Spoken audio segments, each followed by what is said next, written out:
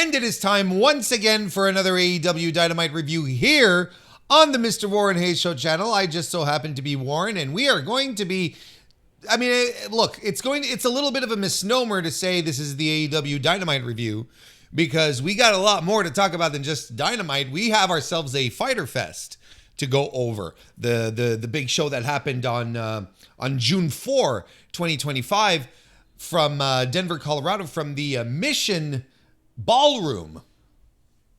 A sold out Mission Ballroom on top of that. They had done the setup for 2,500 people. Guess how many people, or guess how many tickets were distributed, I should say. 2,500. That was a sold out show, and good for them. And I think it showed in the vibes. I think per usual, there's a lot of advantages to the small rooms and whatnot. But I'm not going to spend any time talking about room venues and attendance this week, because there really is a lot of stuff to cover. I'm not even going to spiel all that much, I don't think, regarding the length of the show. I've already seen it. Most articles, most reviews, they're all talking about it. The lead is the 4-hour show.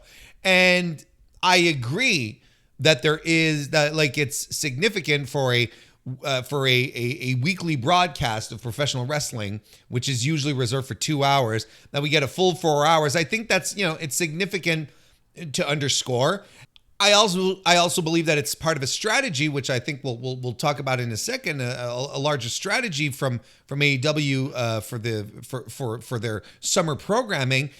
But I'm not going to break this down, and I'm not going to start talking about the benefits and the advantages and the disadvantages of doing a 4-hour show. I think you all already know them. And if you want that information, it's out there, because look, I think it's been covered by everyone who talks about it, and the talking points are pretty much all the same. And I think that most people who don't like the 4-hour format are weird, because most of these people will also have no issues watching 3 hours of wrestling programming twice a week. So I don't really have any time. I don't have counter arguments.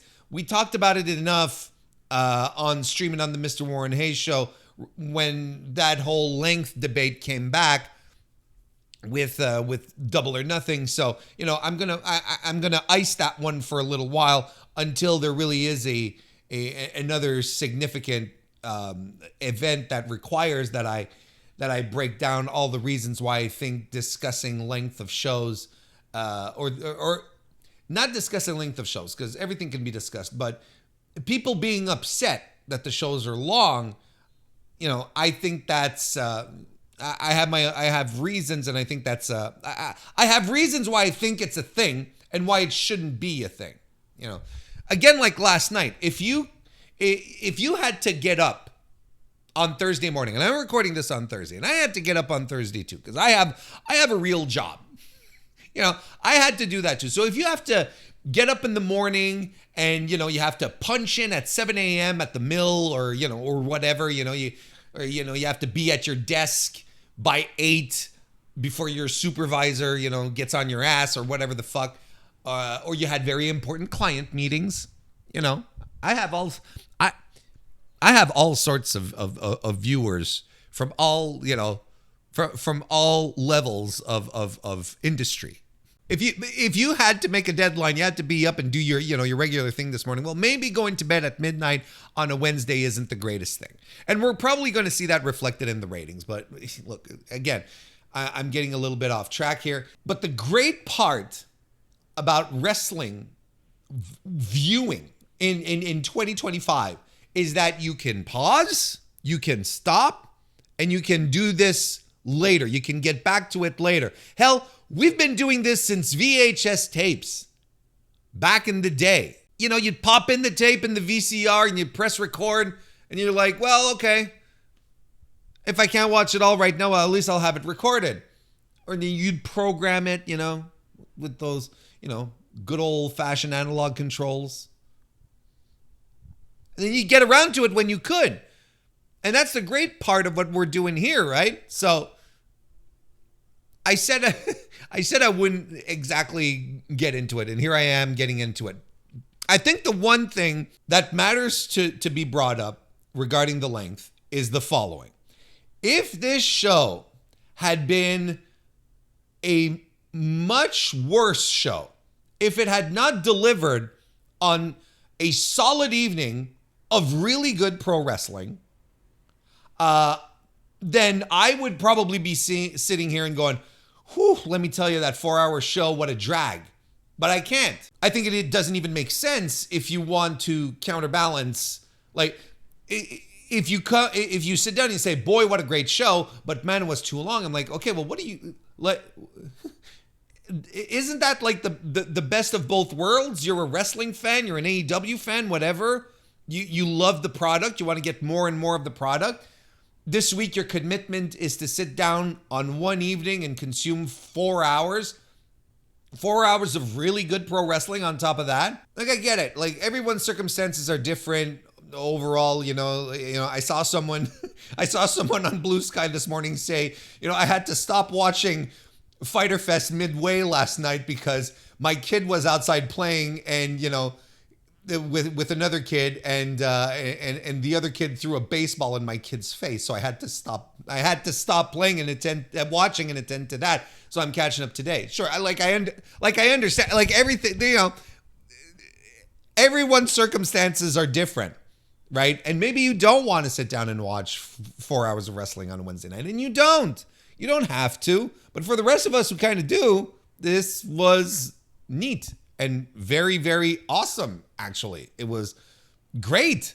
I had a fantastic time watching this show, and what it has done is set me up for more excitement regarding next week, where they're going to do the 4-hour thing again over at the, what do they call it? Summer Blockbuster in Portland.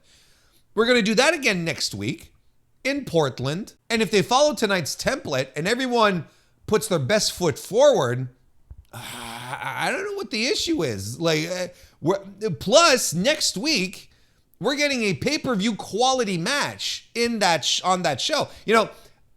Tony Khan was hyping tonight's Fyter Fest as a free pay-per-view on TV, and I'm like, yeah, but also no, because maybe outside of the international title 4-way, maybe this was not there were no pay-per-view quality matches. You know what I mean? Whereas next week, Swerve and Ospreay 2, well, that's a big fucking deal. And they've been building to it since Double or Nothing's been done. So for the past 2 weeks, they've been building towards it on Dynamite, on Collision 2. And now we're going to be confronted with that. A match that I figured that they were going to do at All In, which and frankly that they might still do. We've seen this in the past with AEW, where they're going to, you have the initial match that happens usually on pay-per-view, and then you have the rematch happen later on, of course, later on, Warren, but it happens, sometime down the road on Dynamite, and that sort of rekindles the feud, and then that leads to a big rubber match blow-off at another pay-per-view. It might still be a match for All In, for all we know. Well, of course, we're going to see what happens next week. But I'm already, look, the point being is that I'm already excited for next week, because this 4-hour show was terrific and followed without having like a straight delineation between Dynamite and Collision. Both shows, or both of the 2-hour blocks were produced like their specific shows. Like Dynamite had more angles, it had more talk and whatnot, and then you get to the Collision part, the last 2 hours, and then it's like match. It very and sicko matches for lack of a better term, matches that are a little more out there with special guest appearances and stuff like that. I thought last night's Fyter Fest was a huge success. And I think next week it has all the makings of being a success as well. Look, Dynamite has been good for months now. It's been a recurring theme here on the review. A couple of not everything is great, but everything is good. And one misstep aside, which was a couple of weeks ago, there was one particular Dynamite that I thought was, sort of fell off the rails a little bit. That wasn't really all that great. The show overall has been fantastic. And the company has really been focusing on the wrestlers that fans want to see. And they've been put front and center in angles, stories that make a lot of sense and that are leading to matches that the crowd actually wants to see. So, sometimes you're like, oh yeah, sometimes you think about booking and you're like, oh yeah, it's complicated with all these egos and you got all these people to please. And then you've got your media partners that you have to keep them happy and so on and so forth. Whereas on the other hand, it's like also booking can be really fucking easy. Sometimes booking is really fucking simple as opposed to easy. Sometimes it's simple. You sort of give the audience what they want, and there you go. And I think it reflects in the shows and the interest in the shows. You can absolutely feel like the AEW has sort of got a good vibe back where it's not like all doom and gloom and people being upset, if that makes sense. You can kind of feel that happening. We've been saying it for a couple of weeks, it's like, things seem to be on the upside. We're not talking about sudden spikes, but that's not going to happen. It's a long-term thing. It's something that will happen by creating opportunities week after week for things to grow, to improve, to get the audience excited. And if your core base, and we've been saying this since 2023, if your core base is there and is excited, that will translate into bringing other people in. That's just how it goes. So we have the Fyter Fest that happened. We're going to get the Summer Blockbuster next week. And then if I'm not mistaken, right? Yeah, on the 18th is the Arena Mexico show, the Grand Slam Mexico. So right now, AEW is really capitalizing on this uptick of interest in what they do. They're a lot more excited. Everything seems a lot fresher and just overall good. And they're really capitalizing, going hard on what they do best, which is putting on great wrestling shows, good to great wrestling shows. And that's what they're really focusing on. And, I talked about a strategy earlier on. AEW at this point has really taken up a substantial part of the mind share with these shows, with these 4-hour weekly shows, 2 in a row, and then the Grand Slam Mexico show, which we know unnerves the other company. We know this. It's as if they decided to sit down and say, okay, the end of spring, start of summer 2025 belongs to us. I don't know if you can hear the church bells right now happening in the background. I apologize. They will go away in a second. If not, disregard what I just mentioned, but I just wanted to point that out. So I think there's no real mistake to this. This is not like a happy coincidence of things. This is AEW outright saying, we're taking control of this period of the year. It will belong to us, and we will give our fans some great stuff. Of course, the 4-hour shows are not necessarily by design. This has clearly been accommodated for the NBA Finals, which I believe begin this weekend. And Warner Bros. Doesn't want Collision to go head-to-head or finish up or whatever, whatever. They can handle their coverage whichever way they want. Of course, it's a network consideration, but I feel like it nonetheless works out in favor of AEW because, the fans who are paying to go see who bought tickets to go see Fyter Fest and the Portland show next week, they're going to get their money's worth. Then after that, and then for these longer shows, which are going to become a point of conversation, as we mentioned, and then if these shows are great, well, then we'll continue to be great and well put together, and people will be excited about that. And then, and then big debut in Arena Mexico. I believe AEW is going to be the first American promotion to tape a live show there, to broadcast a live show from Arena Mexico. I believe they're going to be first to do that. It's really exciting. It's going to be something unique to be. It's going to be very unique to see all of this go down, and it's going to be a really fun time to be an AEW fan, I believe. I mean, look, I think the program is good. I think the content is good. I think the matches, the stories, everything is clicking. Everything is jiving, And when I say everything, your main stuff that you're really trying to push forward. There's other things that we'll probably be talking about, a couple here on the review, a couple of things that maybe aren't as successful, but that's also what a pro wrestling organization is. You're going to have some top things that are really, really, really good and are just like hitting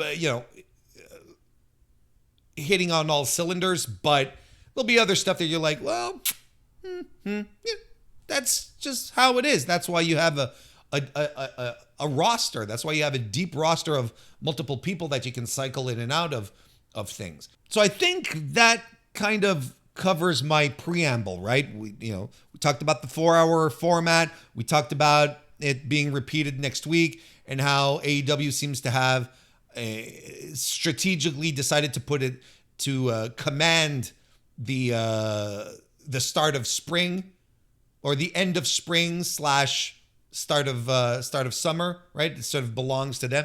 And look, one last thing, just to circle back around to Warner Bros. Probably saying, it's like WBD saying, well, we can't put you on Saturday, so we're going to have to figure something out, right? This is working out really well, right? I think this is a very good case of AEW making the best out of a situation which might otherwise be very poor, to have these 4-hour shows, because the 4-hour shows, like I said, are commanding attention. Fyter Fest was a very good wrestling show. We can only hope for the same next week. Then we got a special show with Grand Slam Mexico coming up. This is the kind of hype and buzz you need leading into your big stadium show in a couple of weeks. And I think it is generating interest, and I think people are slowly going to get more and more excited. In my circles, I'm finding out that more and more people over the past couple of weeks have been buying tickets to go. I, of course, am going to be there. I've had my ticket for a while. But I'm seeing more and more people saying, you know what? This is going to be a good show. I'm going to go. So the target of this big stadium show being a travel show might actually be paying off with all of the great work that they're putting into promoting AEW as a whole, because it will trickle down onto All In. It will make All In feel more special, and if it starts to feel more special, well, then it might translate into more ticket sales. Are they going to put 35,000 people in the arena? No, in the stadium, I don't think so. I don't think we are going to be 35,000. But I think they're easily going to put 20,000 now. I think they're going to put 20,000 easy into the building. And a month ago, I was a little more sheepish on that level. Where I was like, not sure they're going to. Maybe they'll be able to break the 18K. Not that long ago. But now, I don't know, man. I don't know. It's feeling different. Let's put it that way. All right. Well, How's that for a preamble? And getting things into it. But, look, this is the kind of review that we do here. We think about the larger picture. We try to tie things together. We do a little analysis. That's what I do here. Not just, not just breaking down moves and calling it a day and then saying, that was good. Try to connect things, as much as possible. As much as possible because, I'm the smartest dummy you know. We must never lose sight of the fact that I am a dummy. I watch professional wrestling as a grown-ass adult. I am very self-aware. If anything, I am very self-aware. No one can take that away from me. So let's get to it. Let's start talking about this because we do have a lot to cover. How should I put... What's the best part? Why am I struggling with this? Maybe it's because... I think I was holding the microphone in the left hand as I shouldn't... Anyway, it doesn't matter. Why are we doing this? Like, this is going to be long enough, Warren. You shouldn't be, adding some extraneous nonsense like this that you could easily cut and that you're going to leave in, even if you should and could cut it because you're too lazy to do some proper edits. So the show opened up with Tony Schiavone in the ring welcoming Will Ospreay for an interview. There's a recap of Ospreay's attempt to make Swerve Strickland and Adam Page kiss. I mean, be best friends, or at the very least friends, right? And Ospreay, says he tries. He feels a little embarrassed about it, that it didn't work out and that he seems to have only made matters worse, but said that Jon Moxley is the true threat. He wants to make sure that that's the thing. And he says Jon Moxley's reign right now is the reason that AEW sucks right now. That perked up a lot of ears, and a lot of people went, oh, okay. And, Will is a very earnest guy. He's not a guy who lets, he doesn't need to have his promos scripted. And, sometimes in these circumstances, people, I feel, might misspeak.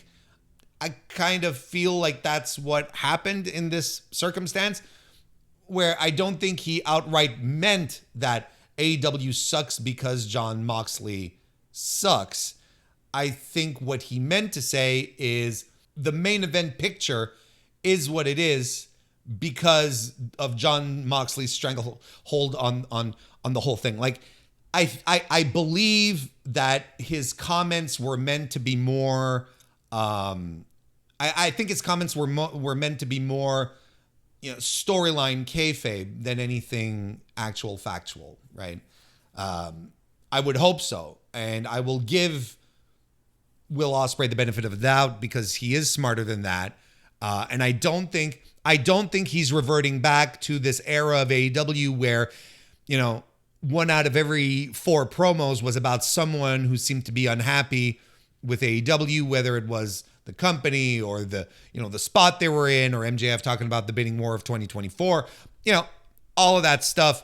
We haven't covered that. That's some ground that has not been tread upon in a long time. And I think it has served AEW quite well to stop talking about stop talking about WWE and, behind the curtain bullshit. And I got to hand it to AEW. Right? I'm thinking on my feet right now, but I have to hand it to AEW.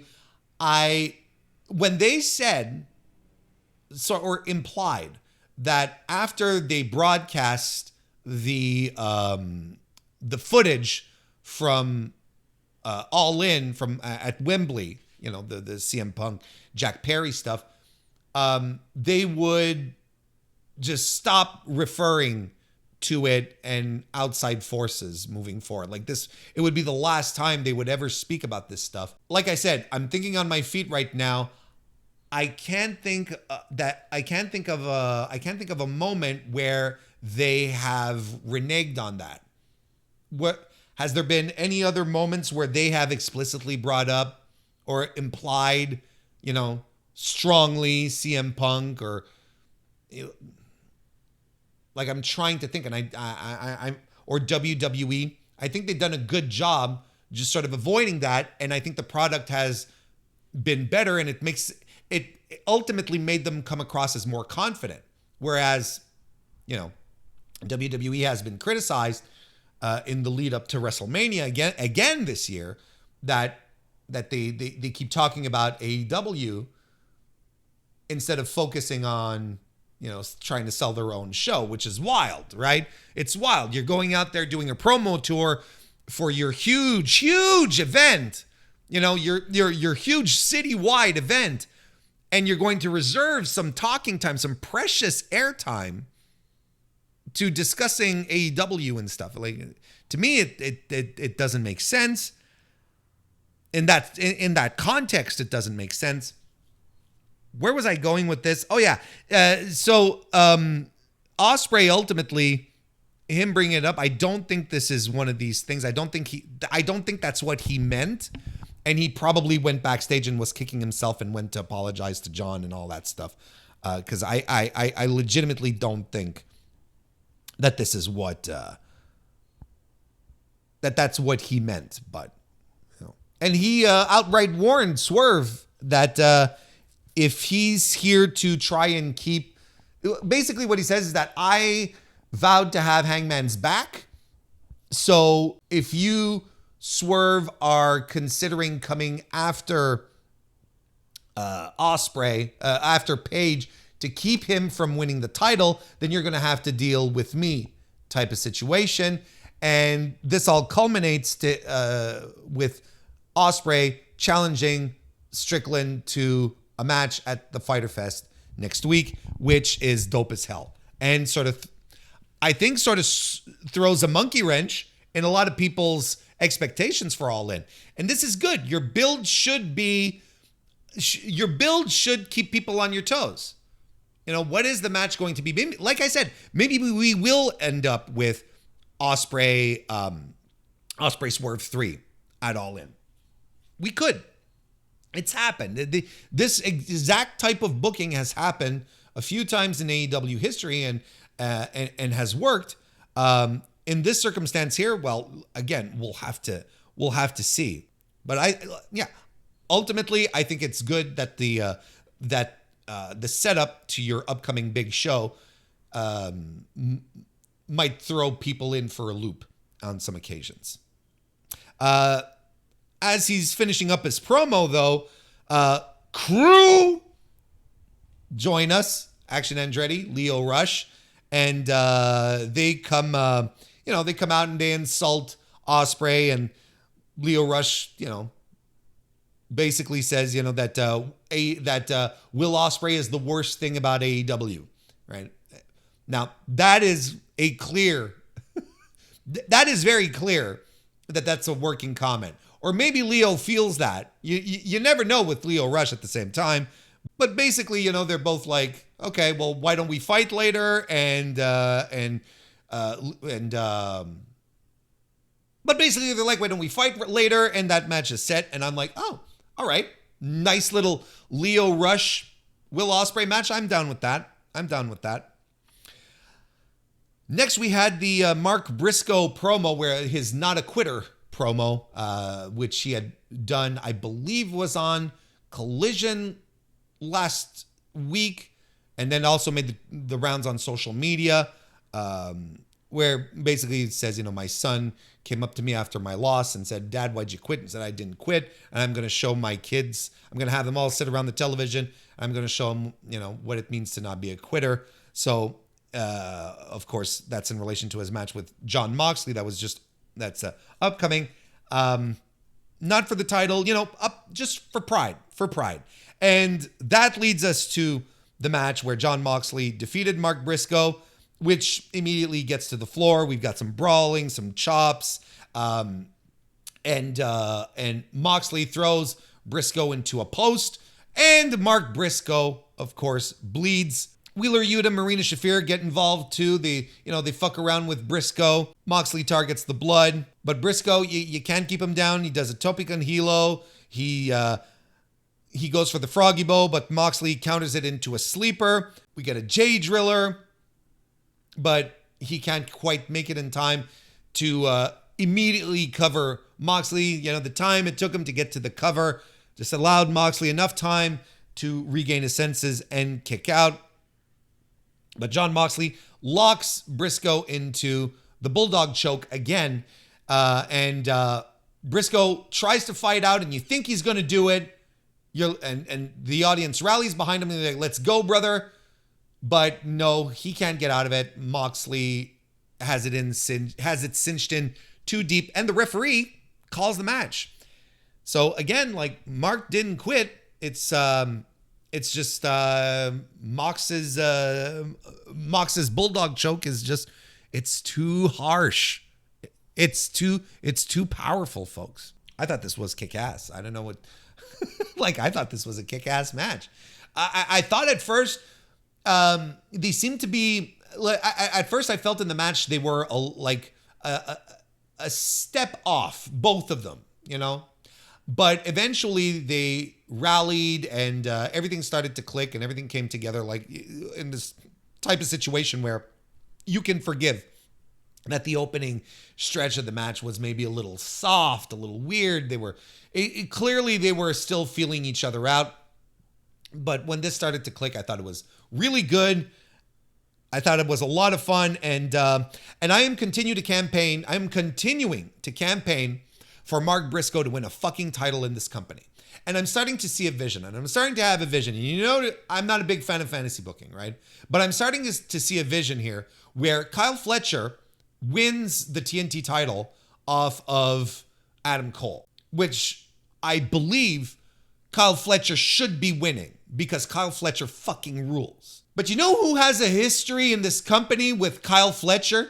It's Mark Briscoe. They have wrestled multiple times against each other. There's a lot of back and forth. There's no one clear dominant guy over the other. I don't have their record here right in front of me because again, I'm sort of I'm sort of thinking on my feet here as we're moving along. But the larger point is that a Kyle Fletcher Mark Briscoe feud for this title would be outstanding. Kyle Fletcher, the prototype, the young wrestling prospect who is, who's chiseled out of granite, who has instant charisma, who is this incredibly great heel, versus Mark Briscoe, the veteran who doesn't look the part of any champion. You know what I mean? Who's a wild man essentially, but a guy that the audience loves and blue collar guy that everyone can relate to. He's got a family. He works on a farm. He misses his brother. And then you have, Fletcher, this arrogant piece of shit. I can see this down the road this year, them building to this feud again, with Kyle Fletcher being an absolute piece of shit, and then have Mark Briscoe win the title. And you will not need much to get people to rally behind Mark Briscoe because people already love Mark Briscoe. I don't know who else is legitimately bothered by a Mark Briscoe match. Every time he comes out, you're like, okay, we're going to get a solid fucking wrestling match here with a guy who is going to work his ass off at every single occasion, and that should be rewarded. And the audience sees this. He's not pushed in that manner, but the audience sees it, and they can feel it, and they pick up on it. That's why he gets great reactions everywhere. That's why Mark Briscoe is such a great babyface in this company. So if you wanted to give him, for lack of a better analogy, the Eddie Kingston run, where, Eddie Kingston, perpetual, I want to say loser, but, not in the sense that he's a loser, but, loses all of his big matches, never could win the big one, always riddled with self-doubt, but fucking hell, guy with the heart on his sleeve, and the audience gravitates to that. And then eventually he gets his big moment. He wins the first Continental Classic. He wins 3 belts. He wins in Cork and Hall. He has all these great moments for his career that were extremely meaningful for him. And I think Mark Briscoe is one of those guys where you can get behind the chase. You want him to reach the top. You want him to reach a championship, and you congratulate him and you support him and you're into it and you feel good, and then you just have him drop the title because a guy like Briscoe, not unlike Eddie, is not about the reign. It's about the chase, and I think it would make for an excellent mid-card feud. Mark Briscoe and Kyle Fletcher. I sincerely believe. I'm starting to see the vision. Let's revisit this in a few months. Mercedes Moné comes out to provide commentary for the next match, and she is served a steak. Okay, she has like someone on Blue Sky mentioned, is that a $5 steak to honor JR? No. That cut that she had there was not a $5 steak. It looked really fucking overdone though, and was probably cold as hell because it had been hanging out like, in the arena for God knows how long. So it probably wasn't great. That was not the point. But nonetheless, like the culinary steak lover side of me sort of looked at that and was like, damn, that's a nice piece of steak. And then I was thinking, wow, what a waste of a piece of steak, because she barely touched it. I know people who have AEW Plus were telling me that during the commercial break, they were showing her eating the steak and then doing her little dance routine.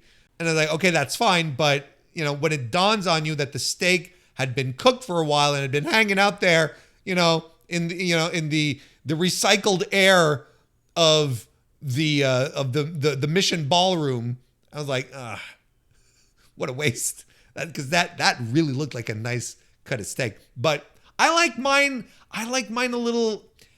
I'm a rare type of guy. I can do medium rare, but I prefer rare. And depending on the cut, sometimes, particularly if it's flap. If it's a flap steak, I'm gonna go blue. I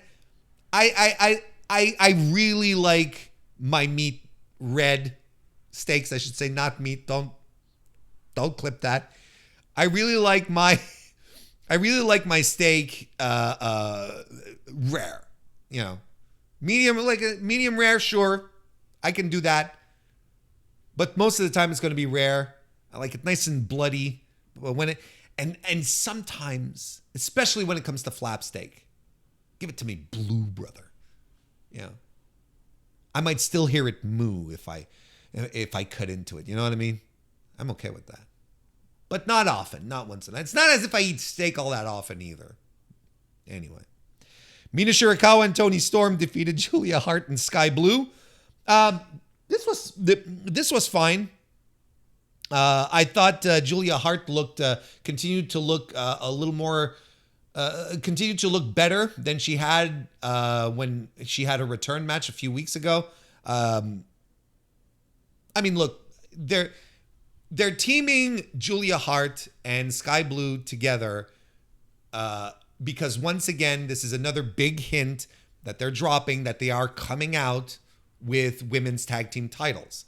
From everything I understand, Tony Khan has had them made. They've been made for a while now. He's just been sitting on them, waiting for the opportunity to introduce them.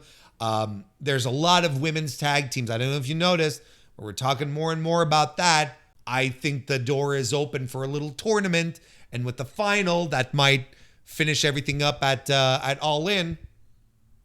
I'm just saying, that might be a thing. I thought everyone was fine here, and I thought Toni Storm in particular got a tremendous pop for her hot tag. I forgot to mention this at first, but there were wrestlers coming in at the beginning of the show, and I don't remember who else other than Toni Storm. When Toni appeared on screen, huge reaction. We've been talking about this quite a bit recently, but it bears to be repeated. Toni Storm is not just a huge star in AEW's women's division. She is a huge star for the company. And we have to acknowledge this. No matter where you fall on the Timeless Toni gimmick, the state that it has the state in which it is now, and where she has come with that gimmick has just completely elevated her into a true to form superstar. Fans love her. Guys like me love her as well because her work is tremendous. Like there's something for everyone in Toni Storm, I guess is the good way to go about it, right? Look, and they're all nothing but proof again here tonight. Nothing but proof again here tonight on that in that regard. Toni Storm wins the match with the TCM chicken wing. All right.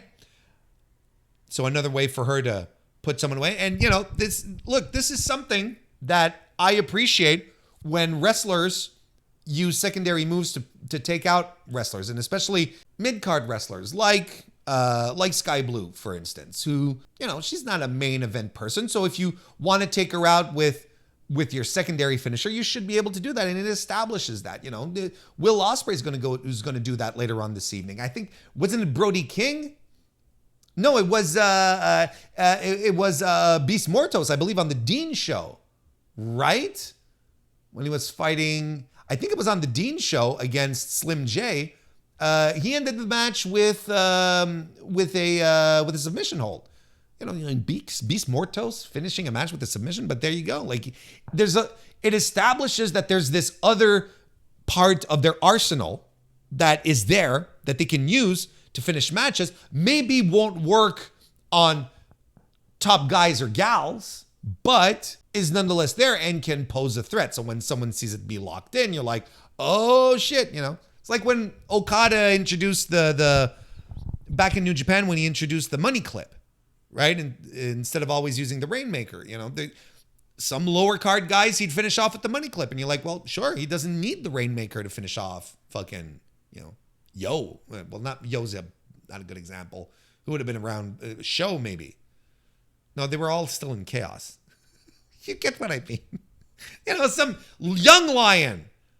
He's not going to waste a Rainmaker on a young lion, is my point. It's kind of the same thing here. And then after the match, Toni Storm goes to the floor and eats Mercedes' steak, and Mercedes pulls faces. And whereas I thought it was funny, I was like, this is kind of weird, coming off the vibes that their great promo had last week. That's just me. Will Ospreay's backstage. He's having an interview with... who was it? Was it Lexi Nair? I think it was Lexi Nair. Or was it? I don't remember. It wasn't Alicia Atut. I know that. I think it was Lexi Nair. I like Lexi. I like Lexi a lot. I think she's very good she makes the most out of being, a glorified mic stand. She really does. I think she's very good at doing the thing. She's got that, the way she looks into the camera, her overall charisma, her reactions to the wrestlers. I think she's a good representation of us, which I think these types of interviewers are. They're like the manifestation of how we are supposed to feel, react, so on and so forth. I think she does a very, very good job. She's very good for what it is she does, which is essentially holding a microphone. I think she's good at it nonetheless. Why am I going down this path? The interview, Ospreay's interview was interrupted by MJF, who basically says, hey, if I were you, I'd stay out of this business and let Swerve do whatever he wants because you can't beat Hangman for the title. And then Ospreay counters back and says, well, guess what, pal? You can't beat Hangman either. So, it sort of stays like that. MJF, of course, can't leave this lying and has to take a jab and refers to Ospreay's son, Harry, which Ospreay, of course, gets immediately triggered and doesn't want MJF to talk about his kid, which then prompts the rest of the Hurt Syndicate to show up and intimidate Ospreay into stepping down. At least smart babyface move here by Will Ospreay to not take on 4 guys at once. And Will Ospreay has not been infected with stupid babyface syndrome yet. That leads us to the Hurt Syndicate coming to the ring.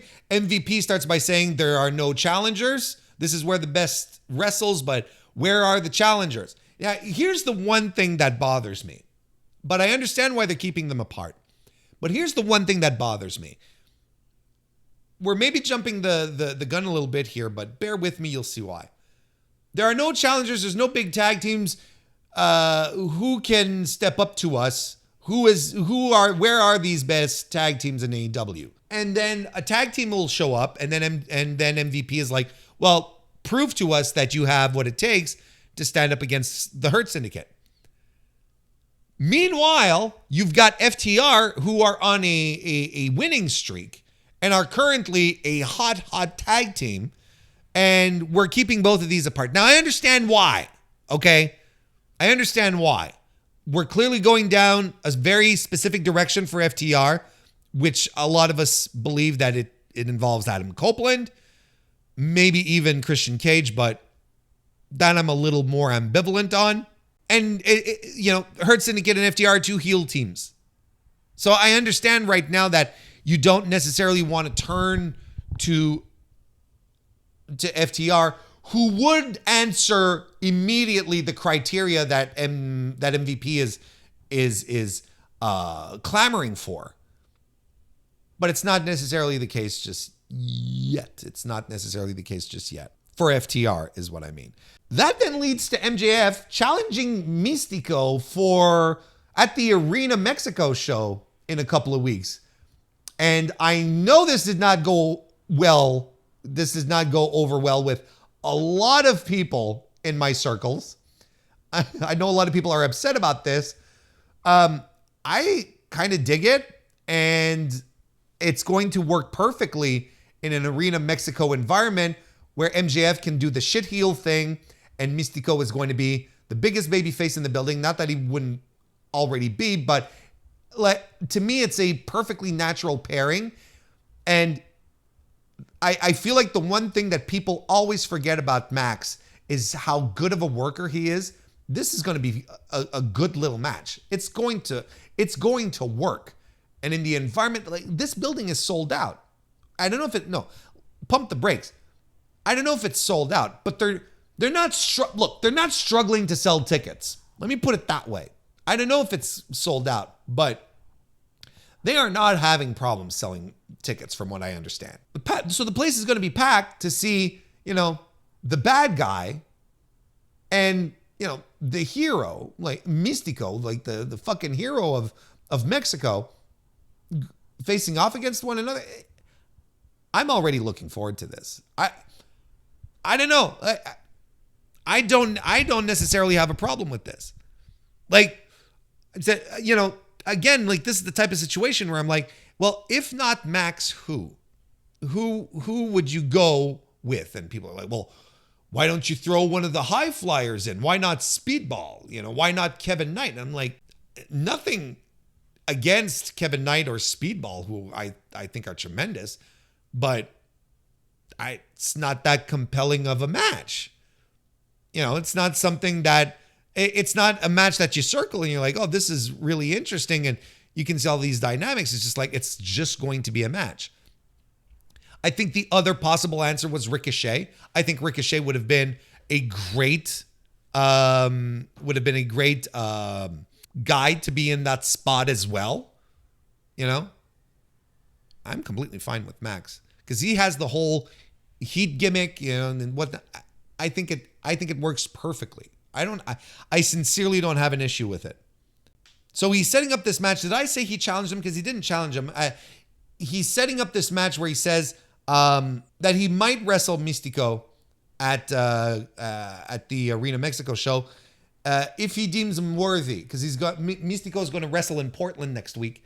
So he's going to watch the match, and then we'll see what happens. So this is why they've been doing Mystico packages over the past couple of weeks, just to establish the fact that MJF is, he's going to fight a top guy in Mexico, just to make sure everyone is super clear on that. After that's done, Commander, Kevin Knight, and Mike Bailey come out. The North American connection. You got a guy from Mexico, You got a guy from the US, you got a guy from Canada. Like, it's truly the North American connection, right? And each of these guys, and we get some Spanish in this promo. We get some French, Canadian in this promo. Very, very bad words spoken by Mike Bailey. And here's the thing. The terminology that he used, the words that he used, mes grands calices de tabarnak, okay? Which is a very satisfying cuss. There's one thing us French Canadians do well. It's making our swear words feel very satisfying. So to say mes grands calices de tabarnak, it's basically saying you fucking fuckers. Essentially. You two fucking fuckers. But anyway. There's a certain gravitas, there's a certain depth to it. And Mike Bailey comes across as such a nice guy. He's such a nice guy, like a sweet face, well shaved. He smiles all the time. He always has the right thing to say. He always comes across as a nice guy. To hear him use like a really nasty cuss word or expression, idiom like that, kind of sounded a little off to me. I'm like, wow, that's not Mike Bailey. Like if you had Matt Menard come out and say that, yeah, of course. Sure. Kevin Owens comes out and says that, yeah. Sure. Mike Bailey? But I get the idea here. They're the international connection. Well, not even international, intercontinental. We're within our own continent here. We're these three guys working together is what North America should be doing right now. It's like an analogy of the geopolitical situation, of a better geopolitical situation, right? Where everyone gets along and works to one common goal. Anyway, Commander comes out, criticizes MJF for insulting Mystico in Mexico. Mike Bailey curses at them, and Kevin Knight then challenges the Hurt Syndicate to a fight. MVP does the thing where he's like, well, show me that you're worthy and we'll do it, right? And that brings out the opponents for these three guys, which was LFI, Rush, Jalistico, and Beast Mortos.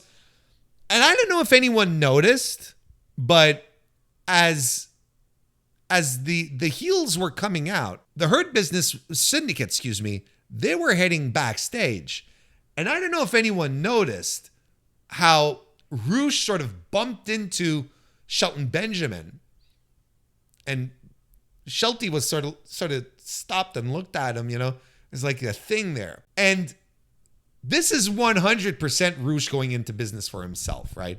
This is 100% this situation where, I don't know if you remember a few months ago when the Death Riders thing started, right? Rush would be on Twitter talking about LFI will take out the Death Riders, and they were not even remotely involved in anything that was happening with the Death Riders. But he was out there running angles for himself. Now, $10 says this was the exact same situation. I am 100% convinced that this was exactly the same situation. Convinced. Anyway, chaotic, fun match. Lots of great action here. Commander at some point, look, Commander's great, and people love the rope walk stuff, and he's doing DDTs and poison ranas and a back roll standing moonsault, which is terrific, and they're hitting stereo moves and triplicate moves. It's really a really fun party match. I love these trios matches on AEW. Jalistico, at some point, Rush hits a move, and Beast Mortos hits his pop-up Samoan drop, and then Jalistico does a springboard crucifix driver, which was terrific, and eventually Kevin Knight does the UFO and gets the pin on Beast Mortos. I'm stunned that Jalistico did not take the pin here. And then after the match, the Hurt Syndicate come back out, and MVP books a trios match for next week, but then immediately go after the winning baby faces. But the baby faces are able to stay on top of things. Not only do they win the match, but they fend off the heels for next week. So, it's a good way to end on a note where clearly this is not going to go their way next week. But it gives you the feeling that they do stand a chance. That'll be a fun match next week, I believe. You get a backstage segment with Paragon and Daniel Garcia, where Adam Cole pitches an 8-man tag against the Don Callis family for later on in the evening, along with Daniel Garcia, who accepts it because he also has a dislike for the Don Callis family. Patriarchy is backstage. Nick Wayne putting over the fact that Nick Wayne has returned from Best of Super Juniors, and they did the same thing with Kevin Knight as well. That being said, Christian Cage says, yes, Nick Wayne did good at Best of Super Juniors, but he didn't win. And he announces that that Nick Wayne was going to defend his Ring of Honor World Championship against 4 guys later tonight. And Nick Wayne didn't seem too bothered about that. I don't know what the angle is. Wouldn't you be upset that your manager's booking you in all these multi-person matches, and what are you trying to do here? You're trying to kill my career? Like, what's the deal? What's the deal, pal? Then Max Caster was back with his open challenge. He had a new gimmick to it. It's like, who can last 5 against the greatest wrestler alive? We've been talking about this for a while, but Max Caster's gimmick here is working. We haven't talked about it recently because he hasn't been on TV, but it's been working. He's been good, and he's getting his gimmick over. It's working. I know a lot of people don't want to hear that. I know a lot of people don't want to hear that, but it's working. So now he has 5 minutes up on the board in this gigantic fund. It's like whoever can last 5 minutes, will win or whatever the fuck, right? So it's Powerhouse Hobbs who answers the challenge and basically squashes him. Caster does an eye poke at some point and tries to get some offense in, but he can't. It's Will Hobbs. The Will Hobbs push continues. Kenny Omega. Then we had the AEW International Championship 4-way match where Kenny Omega defeated Brody King, Claudio Castagnoli, and Mascara Dorada. I thought this was a terrific match. Like, I thought this was really, really good. I don't know how intentional this was, but this is how it came across. That Mascara Dorada had trouble stringing offense together, maybe because he was in an environment that he wasn't familiar with, United States and so on and so forth.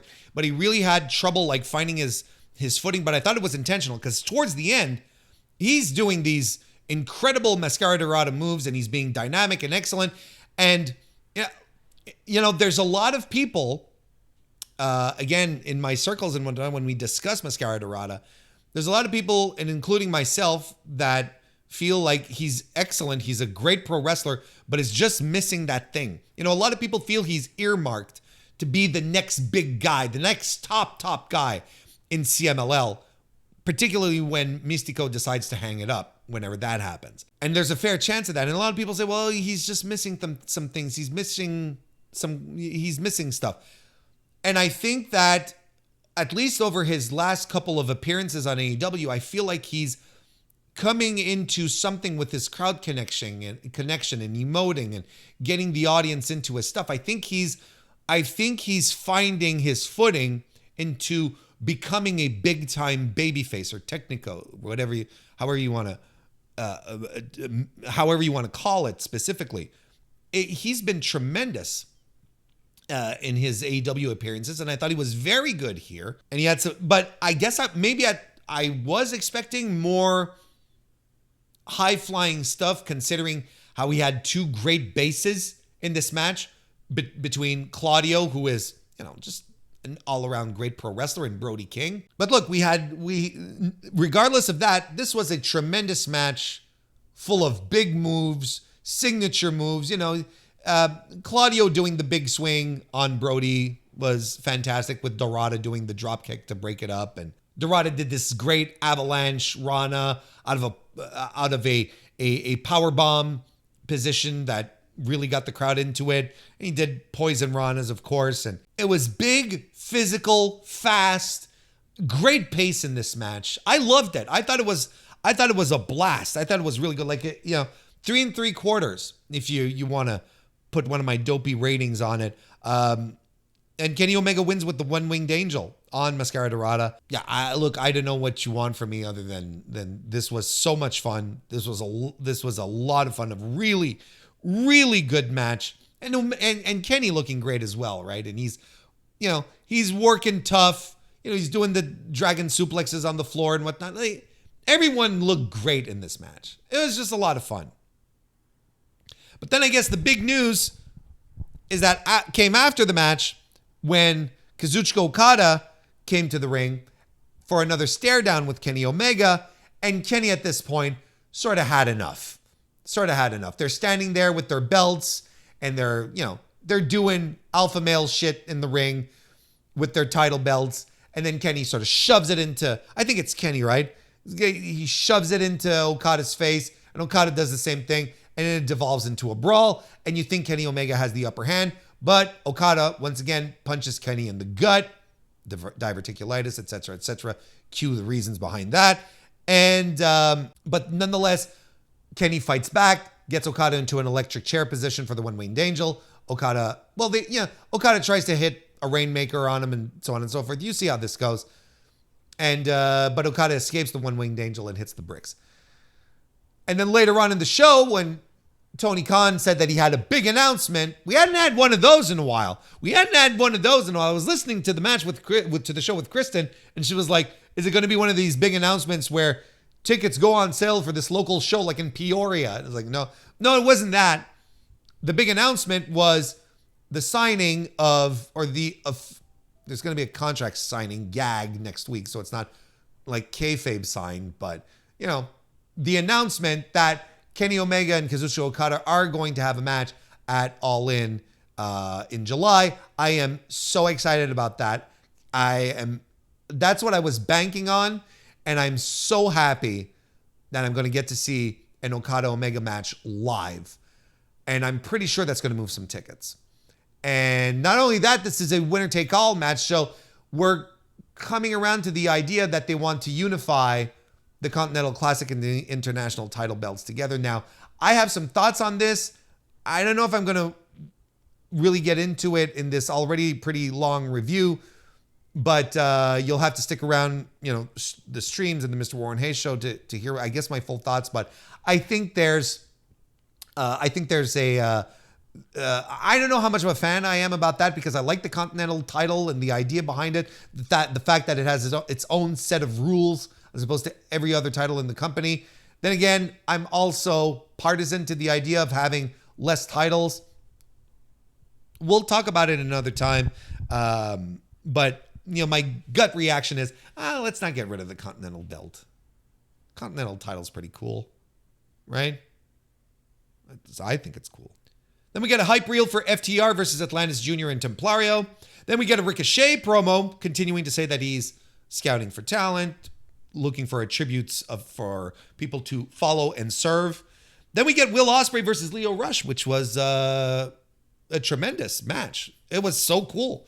A really, really good TV match where you're like, I would really like to see Lio Rush and Ospreay really go at it for like a good 15-20. Because this was a lot of fun. I think the second half of this match was particularly good. Rush being so quick and wily and Will being able to keep up with it and be fast on his own. Sort of hearkening back to some junior days of Will where he's still as lightning quick as well. Lio Rush hits a tornado DDT and the frog splash for a very narrow fall, but Will Ospreay wins with the Styles Clash, like we were mentioning earlier. It's not his top finisher; it's a secondary finisher, the Styles Clash. But good that he can win a match once in a while. So with that, when he does pull it out on big matches, people can gasp and have reactions. Go, holy fucking shit, dude! It's the Styles Clash. He could win the match, but again, depending on the opponent, this was perfect. Really fun match. This really, really fun. I have no issues with it. After the match action, Andretti comes in to attack Will Ospreay, and Lio Rush regains his senses, and they double team Ospreay. So Hangman Adam Page comes out to make the save, and that causes the crew to take a powder. Page helps Ospreay up to his feet. They fist bump, and that leads to Hangman's promo, where he basically says, continues to establish this foundation of the story where he will never ever accept the help, directly or indirectly, of Swerve Strickland. This is his fight. He also wants to establish that I have Ospreay's back. He has my back, but I don't need help to beat Jon Moxley. And he wants to make that very clear that, and I think that makes sense. And as he's cutting his promo, which, by the way, was a good, fiery promo, but we need to expand on the material now. Because we got it, Hangman, but Hangman needs a little more to chew on here than just the Hangman, than just the Swerve Ospreay stuff. He needs a little more here. And then Jon Moxley then shows up in the ring, and the rest of the Death Riders surround the ring, the usual MO. Page is not backing down, and they stare at each other. This is Moxley's first real acknowledgement of Hangman since Hangman won the Owen Hart Cup, and they threaten to take out Hangman, of course, but Ospreay makes it back to the ring with some chairs, and the Death Riders back off. Which is weird because Ospreay comes out and he's hobbling, he's selling the match. He's like a one-legged man right now. So I'm kind of like, why did they back off? They didn't have to back off. They could have taken him. He's already hurt or whatever. He's not at 100%, but it still made sense. It's good. I thought this was a good first encounter between Hangman and Mox. We still have weeks of build, so this is a good way to kick it off. The Don Callis family is backstage. Don Callis is there with Takeshita and Fletcher, and he says that he accepts Adam Cole's challenge from earlier in the evening and says that Hechicero would be teaming with Fletcher, and Takeshita basically is saying, it's like, I hired a guy to come help me out, which is tremendous. And he hired Hechicero, like he says, is the greatest luchador in all of Mexico. And Hechicero working for the Don Callis family is absolutely perfect. It makes such sense. It is such a good thing that they did here. It just makes perfect sense. I couldn't have thought of a better guy, honestly. And then Hechicero cuts a promo in Spanish. And then they have Takeshita cut a promo in Japanese. And Don Callis, and it's so chaotic and great. I thought this segment was so fucking great. Because you've got one guy doing this thing in Spanish, then you have the other guy in Japanese, and you don't know what they're saying, but they're being nasty and they're setting up the match. And you have Don Callis then at the end continuing, he's on a high. And you know when Don Callis starts doing this, he starts, bouncing up and down, and he's pointing at the camera, he's all jacked up. He's all excited. And he says, and we've got the La Casa Hechicero, and we've got Ichiban Takeshita, plus we've got Kyle. Kyle Fletcher's in the back and he's emoting. What a fucking great segment. The Don Callis family right now just might be my favorite thing in AEW. I think it's my favorite thing. And Don Callis right now is manager of the year, non-wrestler personality of the year. I don't give a fuck. I don't even give a fuck with what wobbly jowl Paul Heyman is doing in WWE. I don't give a fuck.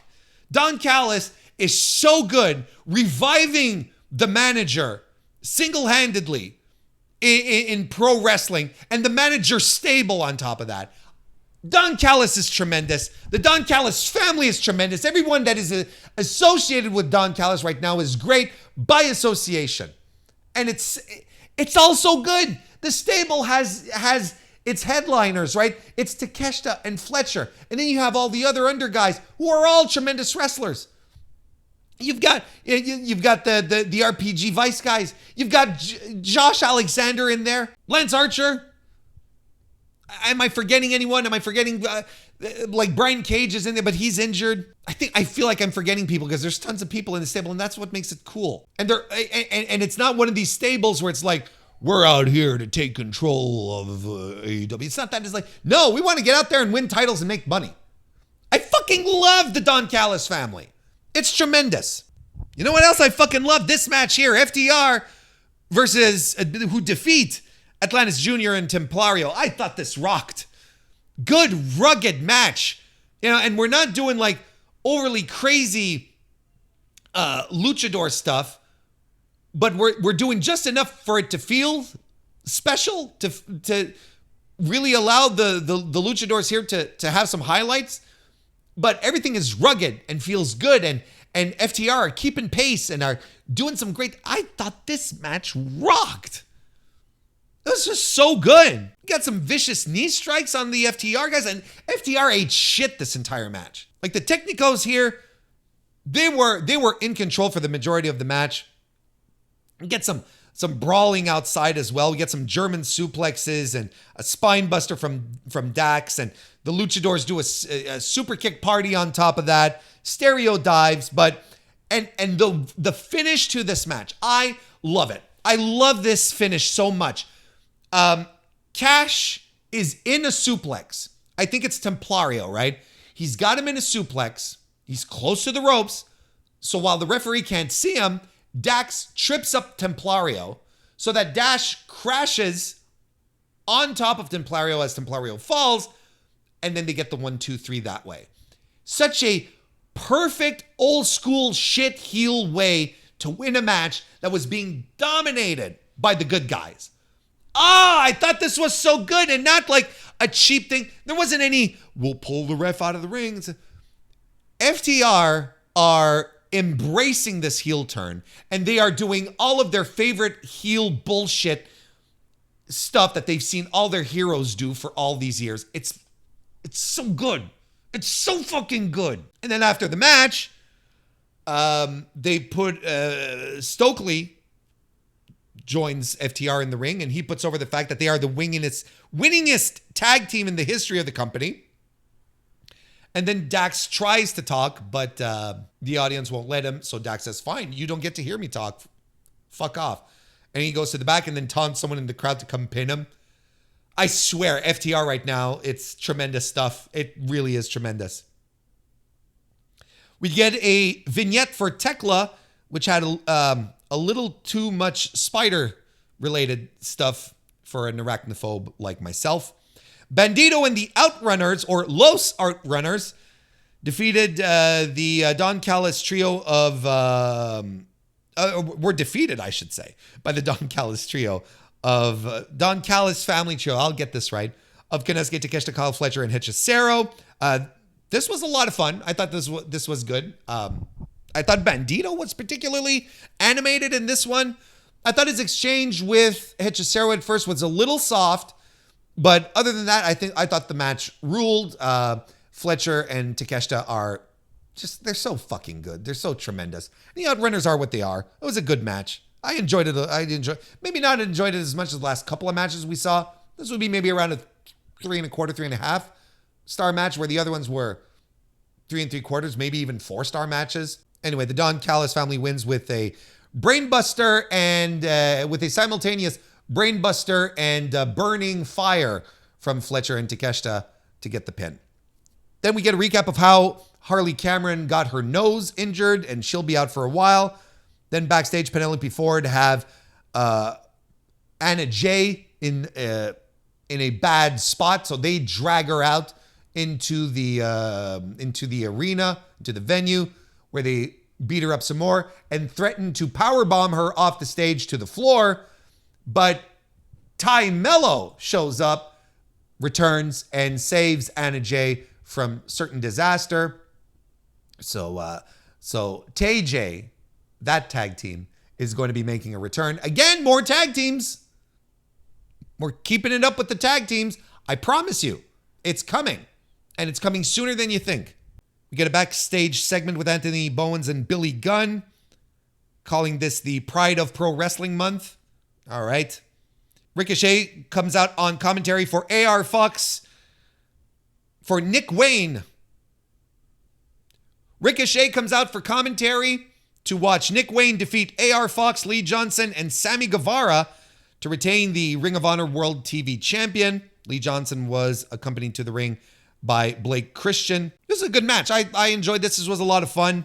AR Fox was absolutely a highlight in this match. Just completely shined throughout. Sammy Guevara did a couple of, crazy ass Sammy Guevara moves. I think he was probably very excited to be back on Dynamite in his singles capacity, I guess. Well, singles, you know what I mean. Not in a tag team match is what I'm saying. And Lee Johnson was fine. I'll buy it. Maybe a little more muted than the other guys, but man, AR Fox, Nick Wayne was great too, but AR Fox, man, I thought he stole the show on this one. Nick Wayne wins with a Fisherman Buster on AR Fox to retain the title. That was fine. That was good. Tekla made her AEW in-ring debut against Lady Frost. And I was like, oh, so this is not going to be a complete squash, but it kind of was a complete squash. Look, as it stands right now, I think they're doing a tremendous job with Tekla's presentation. I really do. For someone who in Stardom was really kind of a mid-card act and kind of so-so, and, I think right now they're doing a tremendous job with her presentation. She pops off the screen. I think she's got a surprising amount of presence. This is going to work out well for her. If she's booked properly, I think they have something special on their hands. The match itself was fine. Did what it had to do. There was a spear that Tekla did, which I really don't care for. I don't think it was a really good spear. But her finisher is the death trap, she calls it. I think it looks great. I think this is going to work out fine. And I think Lady Frost was a good opponent for her, someone who knows how to handle herself. This worked out. I thought this was a good first match for Tekla, who then has already set up a match with Queen Aminata, because Aminata came out to break up the post-match shenanigans. Tekla was still holding on to her move on Lady Frost, which helps Tekla come across as vicious, right? That's the idea. I hope they drop the Austrian badass thing. I think that's kind of lame and a little cringe. But she does come across as vicious. They wanted her to come across as a killer. It's working. I think they have something here with Tekla. So Tekla and Queen Aminata will be coming up. Queen Aminata even cut a promo to make sure that that it was clear. And good promo also by Queen Aminata, who is tremendous in DPW. Deadlock Pro Queen Aminata is fantastic. She's so good. Then we get Tony Khan's big announcement. And that leads us to the main event, where Daniel Garcia and Paragon defeated the Don Callis family trio of Josh Alexander, Lance Archer, quartet of Josh Alexander, Lance Archer, and RPG Vice. I think at this point, the audience really was exhausted, and this was good, but as a main event, sort of came off a little weaker than a lot of things that we saw on the rest of the show, but this was good. It was still a very good, well-worked match. It's just the heat part of it, I think, that we had a little difficulty with. And I'm not quite sure where they're going with the Daniel Garcia Paragon stuff. I really thought Daniel Garcia was going to side with the Don Callis family. But this might not be over yet either. We might be setting everything up so that Kyle Fletcher will win due to some treachery by Daniel Garcia. We'll see. We'll see how all of this progresses. But, this was good. Don't get me wrong. Good little 3 1/4, 3.5 match. I enjoyed it. Maybe 3 1/4 more than anything higher, because there's definitely matches on this show that I like better. But this was still good. Just a bit of a weird main event. And I ended up finishing the show with, maybe a whew as opposed to a holy shit, if that makes sense. But after a 4-hour show like that and it's midnight, you're not going to put your top matches, your top people in the main event. Like, these are all solid mid-card workers. You're not going to have tons of viewers regardless. So it makes sense to end with this. It makes perfect sense. So there you go. That's the Fyter Fest review. A good show. I'm excited. This is a good lead in for next week for the Portland show. I'm excited to see how that's going to go. And I hope you enjoyed this extra long edition of the Dynamite review here today. If you did, leave a like and a 5-star review on Apple Podcasts or a 5-star rating on Spotify. would help out a great deal. If you're going to be around here today on Thursday, as I'm releasing this, I will be streaming later this evening. So come join me on the YouTube channel, youtube.com/MrWarrenHayes. Otherwise, I will be back with the Mr. Warren Hayes Show proper next week amidst other streaming stuff over on the YouTube channel. So thank you all very much for watching. Go watch some Randy Orton and get back to me, and I will see you next time.